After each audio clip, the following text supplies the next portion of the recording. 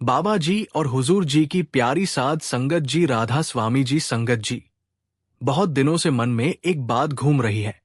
एक प्यास है जो अधूरी सी लगती है। एक तड़प है जो सीने में हर वक्त जलन पैदा करती रहती है। और यही वो बेचैनी है जो एक दिन सदगुरु की मेहर की पहली बूंद बनकर बरसी। उस दिन का सच तो कुछ और ही था।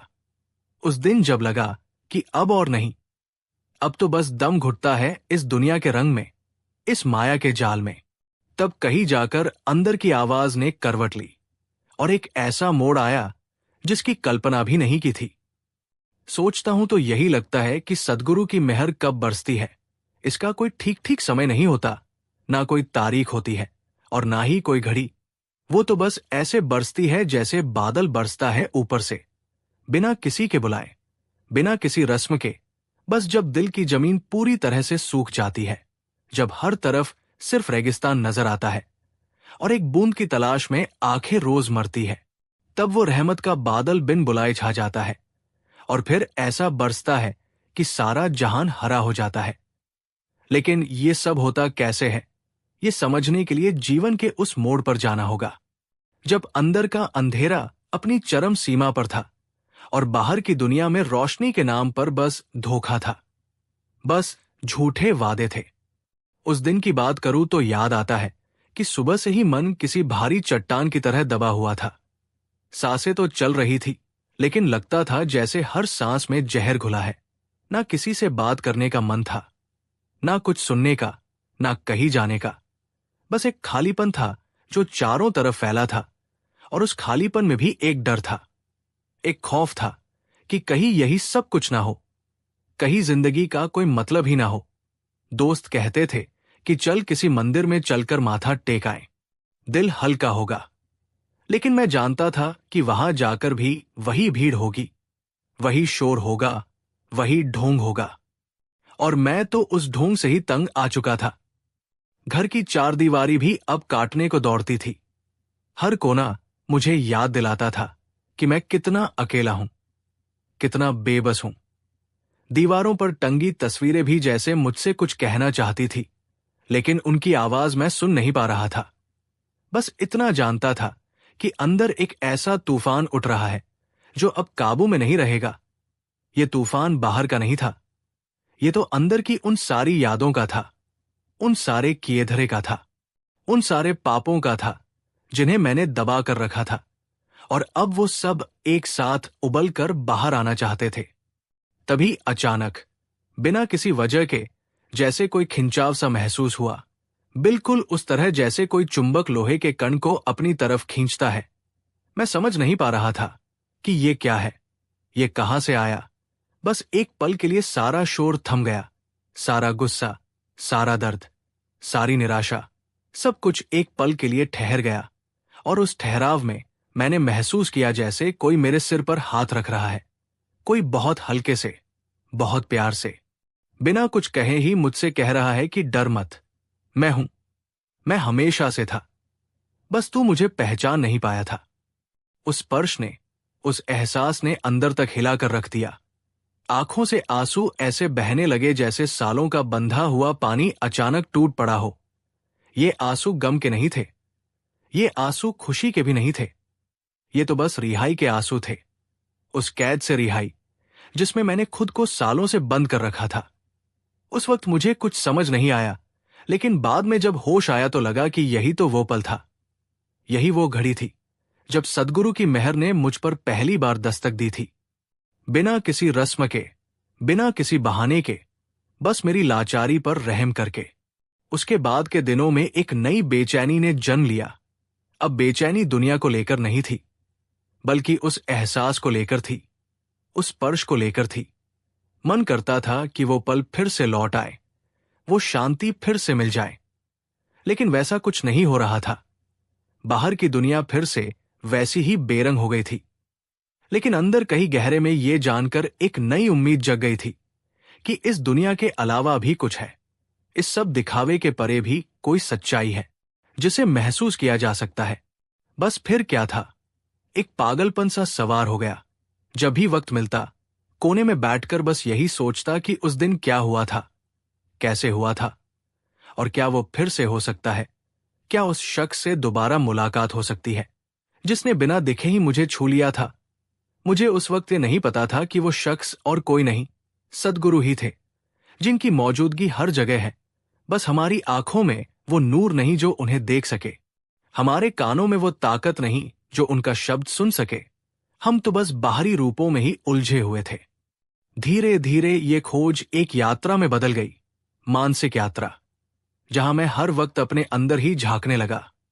बाहर की हर चीज अब बेमानी लगने लगी थी। पैसा, रिश्ते, नाम, शोहरत, सब कुछ ऐसे लगता था जैसे कोई सपना हो जो टूटने ही वाला है। बस एक ही चीज सच्ची लगती थी, वो थी अंदर का वो खालीपन जो अब उस प्यास से भरा हुआ था। उस अज्ञात के मिलन की प्यास से, उस सच्चे प्रेम की प्यास से जो बिना किसी शर्त के मिलता है। उसी दौरान किसी ने मुझसे कहा कि बस सिमरन कर, बस एक नाम ले, बस उस सद्गुरु को याद कर जिसने तुझे पहली बार में ही इतना कुछ दे दिया।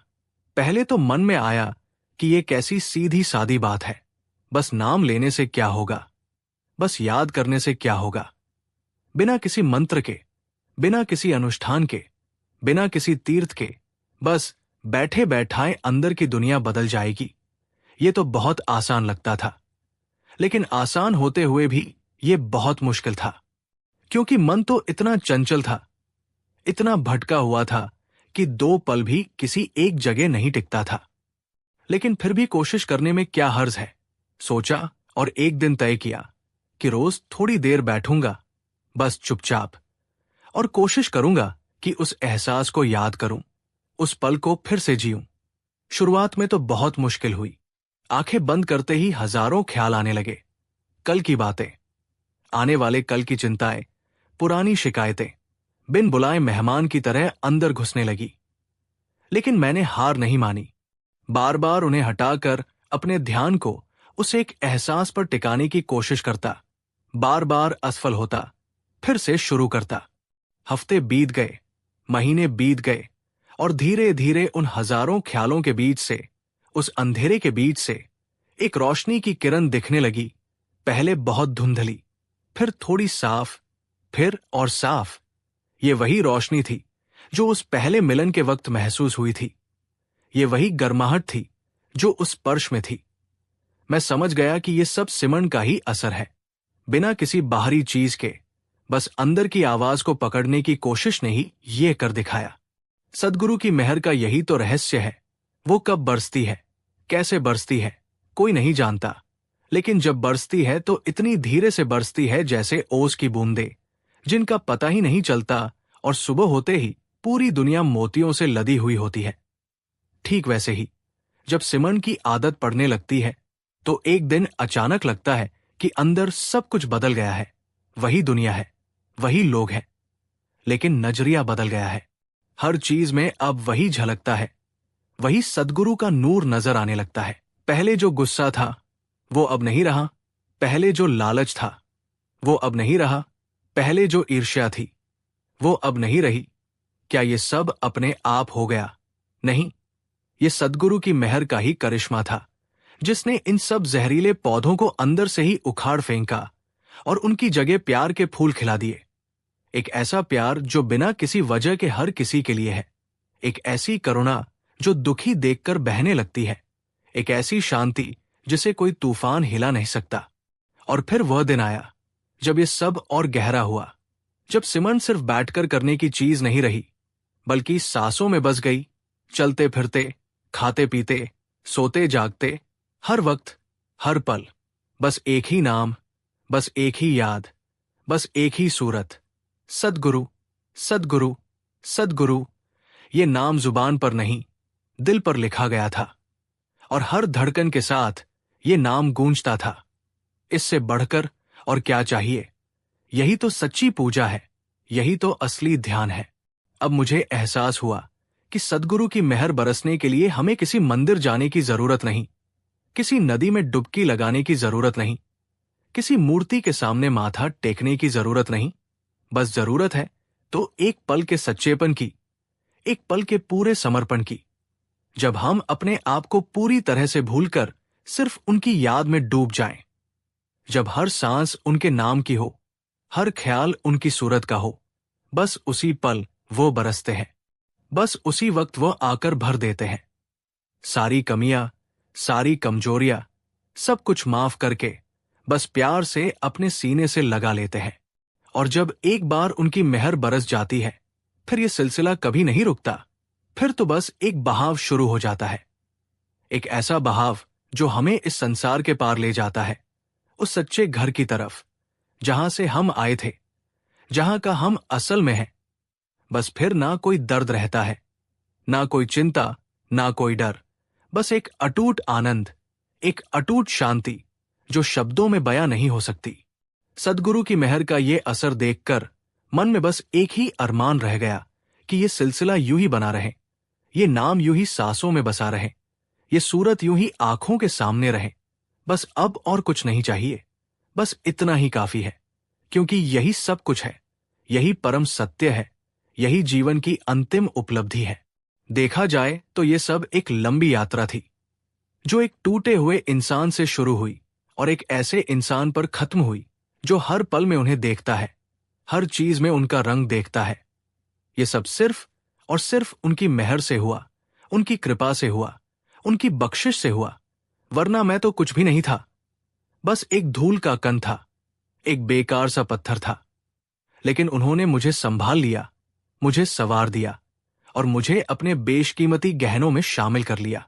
अब जब भी सिमरन के लिए बैठता हूं तो लगता है जैसे कोई मेरे सामने बैठा है, बस मेरी तरफ देख रहा है, बड़ी प्यार भरी नजरों से। कभी कभी लगता है जैसे वो मुस्कुरा रहे हैं, देखकर मेरी इस साधना को, मेरी इस कोशिश को। और उनकी वो मुस्कान ही मेरे लिए सबसे बड़ा पुरस्कार है, उससे बढ़कर कुछ नहीं। बस वो मुस्कान, बस वो प्यार, बस वो एहसास कि वो है, वो हमेशा है, वो कभी नहीं छोड़ते। ये सब पढ़कर शायद किसी को लगे कि ये तो बहुत ऊंची बातें हैं, बहुत दूर की बातें हैं, लेकिन नहीं, ये बिल्कुल पास की बातें हैं। हर किसी के लिए बस एक बार ठान लो, बस एक बार पूरे दिल से उनकी याद में बैठ जाओ, बस एक बार सच्चे मन से कह दो कि बस अब तुम्हारा सहारा है। फिर देखो कैसे वो दौड़े चले आते हैं, कैसे वो बिना बुलाए बरसते हैं, कैसे वो सब कुछ बदल कर रख देते हैं। इसलिए मैं कहता हूं कि सद्गुरु की मेहर की कोई कीमत नहीं, कोई शर्त नहीं, कोई समय नहीं। वो तो बस उस वक्त बरसती है जब दिल सच्चा होता है, जब नीयत साफ होती है, जब बस एक ही चाह होती है कि बस उनके चरणों में बैठे रहें, बस उनका नाम लेते रहें, बस उनकी सूरत निहारते रहें। और यही सबसे बड़ी साधना है, यही सबसे बड़ा धर्म है, यही सबसे बड़ा ज्ञान है। बाकी सब कुछ तो बस दिखावा है, बस एक भ्रम है, बस एक धोखा है। जब भी मैं उस पहले दिन को याद करता हूं, जब उनकी मेहर ने पहली बार दस्तक दी थी, तो रोंगटे खड़े हो जाते हैं। कितना अंधेरा था अंदर, कितनी बदहाली थी, और उस अंधेरे में उनकी एक झलक ने ऐसा उजाला कर दिया कि सारे अंधेरे मिट गए। ठीक उसी तरह जैसे सूरज निकलते ही रात का अंधेरा मिट जाता है। बस एक फर्क है, सूरज तो डूब जाता है, लेकिन सद्गुरु का नूर कभी नहीं डूबता, वो तो हमेशा रहता है। बस हम अपनी आंखें बंद कर लेते हैं, बस हम अपना मुंह दूसरी तरफ कर लेते हैं। आज मैं जहां हूं, अगर कोई पूछे कि कैसे पहुंचा, तो कोई जवाब नहीं है। बस यही कहूंगा कि उन्होंने खींच लिया, उन्होंने उठा लिया, उन्होंने अपने पास बैठा लिया। मैंने तो कुछ किया ही नहीं, बस एक बार हार मान ली, बस एक बार ये कह दिया कि अब मुझसे नहीं होता, अब तुम ही संभालो। और उन्होंने संभाल लिया। सच में, जब हम कुछ नहीं करते तब वो सब कुछ कर देते हैं। जब हम बिल्कुल खाली हो जाते हैं तब वो अपने से भर देते हैं। तो बस यही सच्ची साखी है, यही सच्चा अनुभव है कि सद्गुरु की मेहर बरसती है तो बरसती है दिल की गहराइयों से, अंदर की सच्चाई पर, बाहरी दिखावे पर नहीं। वो उस वक्त बरसती है जब मन पूरी तरह से शांत होता है, जब विचार नहीं होते, जब बस एक ही धुन होती है, उनकी याद की धुन, उनके प्रेम की धुन, उनके शब्द की धुन जो बिना बोले ही सुनाई देती है। अब इसके बाद जो हुआ वो और भी अद्भुत था। इस पहले अनुभव के बाद मैं और गहरा डूबा, और जैसे जैसे डूबा वैसे वैसे अंदर की दुनिया और साफ होती गई, जैसे कोई साफ दर्पण हो, जिसमें हर चीज बिल्कुल वैसी दिखे जैसी है। वैसे ही अंदर का ये दर्पण साफ होने लगा और उसमें सद्गुरु की सूरत और निखर कर आने लगी। अब वो सूरत सिर्फ सिमरन के वक्त ही नहीं, बल्कि हर वक्त सामने रहने लगी, जैसे कोई साया हो जो हरदम साथ है। चलते वक्त, रास्ते में, लोगों की भीड़ में, अकेले में, हर जगह बस वही नजर आते, बस वही महसूस होते। ये कोई कल्पना नहीं थी, ये कोई वहम नहीं था, ये तो उनकी मेहर का ही असर था कि वो खुद ही मुझे दिखने लगे, खुद ही मुझे महसूस होने लगे। पहले मैं उन्हें ढूंढता था, अब वो मुझे ढूंढ लेते थे। पहले मैं उन्हें याद करता था, अब वो मुझे याद करने लगे। ये कैसा उल्टा खेल है उनका, समझ नहीं आता। बस इतना पता है कि इसमें सारा प्यार है, सारी शक्ति है, सारी करुणा है। और फिर एक और परत खुली, एक और गहराई का पता चला, जब मैंने महसूस किया कि ये सब कुछ जो हो रहा है, ये मेरे करने से नहीं हो रहा, बल्कि उनकी मेहर से हो रहा है। जितना मैं ये समझता गया कि मैं कुछ नहीं कर रहा, उतना ही वो सब कुछ करने लगे। ये बड़ा विचित्र सा नियम है। जब तक हमें लगता है कि हम सिमरन कर रहे हैं, तब तक हम उनसे दूर हैं। और जब ये भाव आ जाए कि वो खुद ही अपना नाम अपने प्यारों से ले रहे हैं, तब समझो असली मिलन शुरू हुआ। तो ये सद्गुरु की मेहर का दूसरा चरण था। पहले चरण में उन्होंने दस्तक दी, दूसरे चरण में उन्होंने अंदर का दरवाजा खोला, और फिर जो रोशनी की बाढ़ आई, उसने सब कुछ धो दिया, हर गंदगी को, हर मैल को। बस एक सफाई रह गई, एक पवित्रता रह गई, और उस पवित्रता में ही अब सद्गुरु का वास हो गया। अब वो यहां बसे हैं, अब वो यही हैं, कहीं और जाने की जरूरत नहीं, किसी और को ढूंढने की जरूरत नहीं। बस अब हर सांस में उनका नाम है, हर धड़कन में उनका प्यार है, हर वक्त उनकी याद है।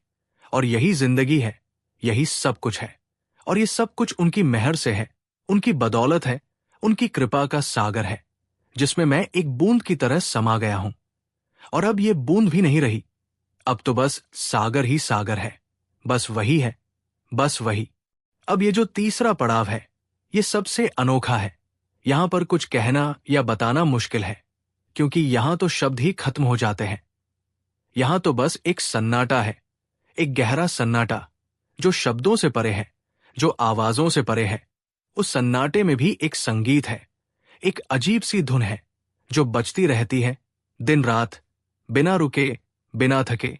और ये धुन और कोई नहीं, सद्गुरु का शब्द ही है, जो अंदर बज रहा है।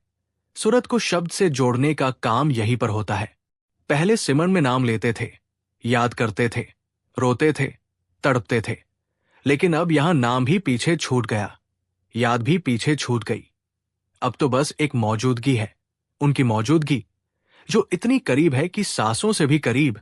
उनकी मौजूदगी, जो इतनी प्यारी है कि दुनिया का हर प्यार फीका लगे। उनकी मौजूदगी, जो इतनी शक्तिशाली है कि सारे जहान का बोझ हल्का कर दे।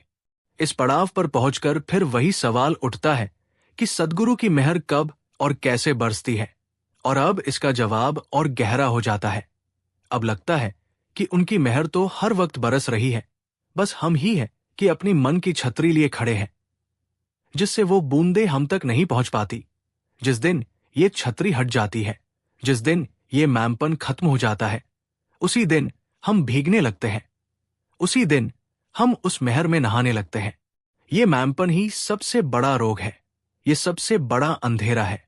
जब तक ये है, तब तक सद्गुरु दूर है। दूर नहीं, बल्कि हमने उन्हें दूर कर रखा है। वो तो पास ही है, बिल्कुल पास। बस इस मैंपन के पर्दे ने उन्हें छुपा रखा है। और इस पर्दे को हटाने का एक ही तरीका है, सिमरन, लगातार सिमरन, बिना किसी रुकावट के सिमरन। जैसे कोई चोर दीवार में सेंध लगाता है, वैसे ही सिमरन इस मैंपन की दीवार में सेंध लगाता है। और जब ये सेंध लग जाती है, फिर तो देखते ही देखते सारी दीवार ढह जाती है। और फिर जो मिलन होता है, वो ऐसा होता है कि फिर कोई दूसरा नहीं रहता, फिर तो बस एक ही रह जाता है, वही सद्गुरु, वही सच्चा स्वरूप। और ये कोई कल्पना की बात नहीं, ये सच्चा अनुभव है, जो हर कोई कर सकता है, बशर्ते उसमें उनकी मेहर के लिए तड़प हो, उनके मिलन के लिए बेचैनी हो।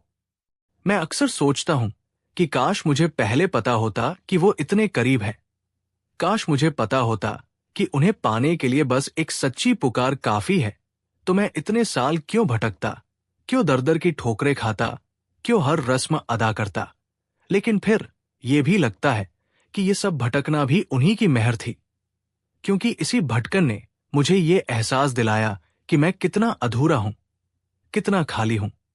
और इसी खालीपन ने मुझे उनकी तरफ जाने को मजबूर किया। तो जो लोग अभी भी इस भटकन में हैं, जो अभी भी इस दुनिया के रंग में रंगे हैं, जो अभी भी मानते हैं कि बाहरी रस्मों से कुछ मिलेगा, उनसे मैं यही कहूंगा कि जरा अंदर झांक कर देखो, जरा अपने दिल की सुनो। वहां कोई पुकार तो नहीं रहा, वहां कोई तड़प तो नहीं है। कहीं वही तो सद्गुरु की पहली पुकार नहीं है, कहीं वही तो उनकी मेहर की पहली बूंद नहीं है जो तुम्हारे अंदर गिरी है और अब तुम्हें बेचैन कर रही है। इस बेचैनी को मत दबाओ, इसे मत नकारो, इसे पहचानो। यही तुम्हारी असली दौलत है, यही तुम्हारी सच्ची पूंजी है। इसी बेचैनी के सहारे तुम उस सागर तक पहुंच सकते हो जिसका तुम एक कण हो। इसी प्यास के सहारे तुम उस नदी तक पहुंच सकते हो जो तुम्हें सागर से मिलाएगी। और ये सब तब होगा जब तुम सिमरन को अपना जीवन बना लोगे, जब तुम हर पल, हर सांस में सिर्फ उनका नाम लोगे। और फिर धीरे धीरे ये नाम ही तुम्हारा रूप बन जाएगा, ये नाम ही तुम्हारा ध्यान बन जाएगा, ये नाम ही तुम्हारा सब कुछ बन जाएगा। और फिर एक दिन ऐसा आएगा कि ये नाम भी नहीं रहेगा, क्योंकि जिसे याद किया जा रहा था वही याद करने वाला बन जाएगा। और फिर कौन किसको याद करे, बस एक समा जाना है, बस एक मिल जाना है। यही सद्गुरु की मेहर की असली पहचान है, यही उनकी सच्ची बख्शिश है कि वो हमें खोकर उनमें समा जाने की ताकत देते हैं। और इससे बढ़कर और क्या चाहिए, इससे बढ़कर और कोई मुकाम नहीं, क्योंकि यहीं पर सब कुछ पूरा हो जाता है, यहीं पर सारी खोज खत्म हो जाती है, यहीं पर जीवन अपनी मंजिल पा लेता है। तो चलिए अब थोड़ा और गहराई में चलते हैं, इस चौथे पड़ाव में, जहां सिमरन से भी परे की बात है, जहां याद से भी आगे की बात है। यहां पर तो बस एक ठहराव है, एक ऐसा ठहराव जिसमें सारी हलचल समा गई है, जैसे कोई तूफान हो और उस तूफान के बीच में एक शांत क्षेत्र हो, बिल्कुल स्थिर, बिल्कुल अडिग, बिल्कुल अचल। यहां पर ना कोई सवाल है, ना कोई जवाब, ना कोई दर्द, ना कोई सुख, ना कोई दिन, ना कोई रात। बस एक अवस्था है, एक ऐसी अवस्था जिसे बयान करना मुश्किल है, जहां समय भी ठहर गया है और स्पेस भी खत्म हो गया है। बस एक अनंत विस्तार है और उस विस्तार में केवल वही है, केवल सद्गुरु। और मैं भी नहीं हूं, बस वही है। ये सुनने में भले ही अजीब लगे, लेकिन ये सच है। सच्ची साधना की यही परिणति है कि साधक ही साध्य बन जाता है, भक्त ही भगवान बन जाता है। जैसे नदी सागर में मिलकर सागर ही बन जाती है, वैसे ही ये आत्मा परमात्मा में मिलकर परमात्मा ही बन जाती है। और फिर कोई दो नहीं रहता, फिर तो बस एक ही रह जाता है, अद्वैत, अकेला, अनुपम। और ये सब कैसे हुआ, कब हुआ, किसने किया, इसका कोई हिसाब नहीं। बस यही पता है कि उनकी मेहर हुई, उनकी कृपा हुई, उनकी दया हुई, और ये सब हो गया। वरना मैं तो कुछ भी नहीं था, मैं तो बस एक कमजोर इंसान था, मैं तो बस गलतियों का पुतला था। लेकिन उन्होंने मेरी कमजोरी को अपनी ताकत बना लिया, मेरी गलतियों को अपनी माफी दे दी और मुझे इस मुकाम तक पहुंचा दिया। अब मैं अगर पीछे मुड़कर देखूं तो वही दुनिया है, वही लोग हैं, वही मुश्किलें हैं। लेकिन अब वे मुश्किलें नहीं लगती, अब तो बस एक खेल लगता है, एक लीला लगती है जिसमें सब कुछ ठीक चल रहा है, क्योंकि अब ये एहसास है कि सब कुछ उन्हीं की मर्जी से हो रहा है और उनकी मर्जी के आगे सिर झुकाने में ही बड़ी शांति है, बड़ा सुकून है। जो लोग बाहरी सुखों में शांति ढूंढते हैं वो कभी नहीं पाते, क्योंकि बाहरी सुख तो क्षणिक है, वो तो आते हैं और जाते हैं। लेकिन ये शांति जो अंदर से मिलती है, ये कभी नहीं जाती, ये हमेशा रहती है, ये हमारी नियति बन जाती है, ये हमारा स्वभाव बन जाती है। और ये सब सद्गुरु की मेहर से ही संभव है। सद्गुरु की मेहर बरसती है तो वो सिर्फ एक बार नहीं बरसती, वो तो हर वक्त बरसती है। लेकिन जैसे एक बीज को अंकुरित होने में समय लगता है, वैसे ही इस मेहर को हमारे अंदर असर दिखाने में समय लगता है, लेकिन जब एक बार असर दिखना शुरू होता है तो फिर ये एक अटूट सिलसिला बन जाता है। फिर हर पल में उनकी मेहर की बरसात होती रहती है। और फिर एक दिन ऐसा आता है जब ये बरसात भी खत्म हो जाती है, या यूं कहें कि ये बरसात इतनी सामान्य हो जाती है कि उसे बरसात नहीं कहा जा सकता, बल्कि अब तो ये एक स्थायी अवस्था है। जैसे कोई समुद्र में डूबा हुआ हो, उसके ऊपर पानी ही पानी है, चारों तरफ पानी ही पानी है। ऐसे ही यहां पर हर तरफ, हर वक्त, हर अवस्था में केवल सद्गुरु है। बस सद्गुरु और कुछ नहीं। अब अगर मैं इस सफर को देखूं तो लगता है कि ये सफर अनंत काल से चला आ रहा है और ये सफर अब खत्म हो गया, क्योंकि अब कोई सफर ही नहीं रहा। अब तो बस मंजिल है, और मंजिल भी क्या, मंजिल भी वही है, और रास्ता भी वही है, और मुसाफिर भी वही है। सब कुछ वही है। एक ही सत्य, एक ही तत्व, एक ही नाम, सद्गुरु।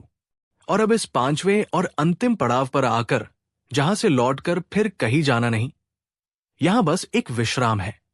एक ऐसा विश्राम जिसमें सारी थकान मिट गई, सारी प्यास बुझ गई, सारी खोज पूरी हो गई। अब बस एक चुप्पी है, एक गहरी चुप्पी, जो अपने आप में एक अर्थपूर्ण भाषा है, जो उन लोगों को समझ आती है जो इस चुप्पी में डूब चुके हैं। इस चुप्पी में भी वही बोलते हैं, बिना बोले। इस चुप्पी में भी वही सुनाते हैं, बिना सुनाए। और ये सब कुछ इतना स्वाभाविक है, इतना सहज है, जैसे सांस लेना, जैसे पानी बहना, जैसे हवा चलना। बस ऐसे ही अब ये जीवन बह रहा है, उन्हीं की धुन पर, उन्हीं की राह पर, उन्हीं की मर्जी पर। अब ये जो शरीर है ये भी उनका हो गया, अब ये जो मन है ये भी उनका हो गया, अब ये जो धन है ये भी उनका हो गया। अब तो बस वही है, और उन्होंने जो कुछ दिया है वो सब उनका ही है। मैं तो बस एक निमित्त मात्र हूं, एक साधन मात्र हूं।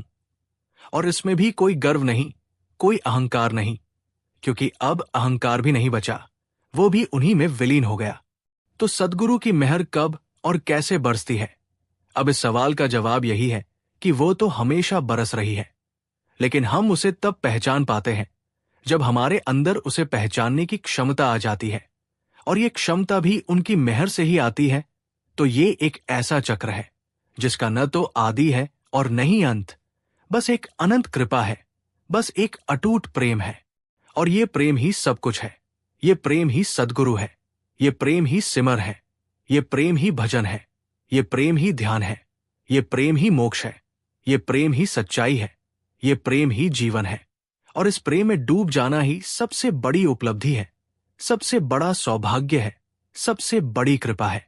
तो आओ हम सब मिलकर इस प्रेम में डूबे, इस प्रेम की गहराइयों में उतरें, इस प्रेम की मिठास को चखें, इस प्रेम के आनंद में खो जाएं, और एक दूसरे को भी इसी प्रेम का पैगाम दे, क्योंकि यही एकमात्र सच्चाई है, यही एकमात्र सहारा है, यही एकमात्र सत्य है। और ये सत्य है सद्गुरु। बस अब क्या कहूं, कितना कहूं, शब्द थक गए, वाणी रुक गई। अब तो बस एक एहसास रह गया है, एक एहसास उनकी मौजूदगी का, एक एहसास उनके प्यार का, एक एहसास उनकी मेहर का। और ये एहसास ही काफी है, यही सब कुछ है, यही मेरी पूंजी है, यही मेरा जीवन है। और जिन लोगों ने इस एहसास को पा लिया वो जानते हैं कि ये सब क्या है, और जिन्होंने नहीं पाया उनके लिए मेरी ये प्रार्थना है कि सद्गुरु उन पर भी जल्दी से जल्दी मेहर करें, उन्हें भी इस अमृत का स्वाद चखाएं, उन्हें भी इस सच्चाई से रूबरू कराएं, क्योंकि यही सबसे बड़ी दया है, यही सबसे बड़ा दान है, यही सबसे बड़ी भलाई है। तो हे सद्गुरु, हे प्यारे सद्गुरु, हे दयालु सद्गुरु, हम पर ऐसी ही मेहर बनाए रखना, हमें हमेशा अपनी याद में रखना, हमें कभी इस दुनिया के अंधेरे में मत भटकने देना, हमारा हाथ थामे रखना, हमें अपने चरणों से लगाए रखना। बस यही दुआ है, बस यही आरजू है, बस यही पुकार है। और ये पुकार भी आप ही की देन है, आप ही की मेहर है, आप ही की कृपा है। सद्गुरु की मेहर का ये सफर अनंत है, और इस अनंत यात्रा का हर पल अनमोल है, हर पल कीमती है, हर पल उनके प्यार की याद दिलाता है। और यही याद यही सिमरन, यही भजन हमें हर पल उनसे जोड़े रखता है। और इसी जुड़ाव में ही हमारी सच्ची सफलता है, हमारा सच्चा कल्याण है, हमारी सच्ची शांति है। संगत, अगर आपको यही साखी अच्छी लगी हो तो कमेंट बॉक्स में राधा स्वामी जी जरूर लिखें और इस वीडियो को अपने दोस्तों और सत्संगी भाइयों के साथ जरूर शेयर करें। राधा स्वामी जी।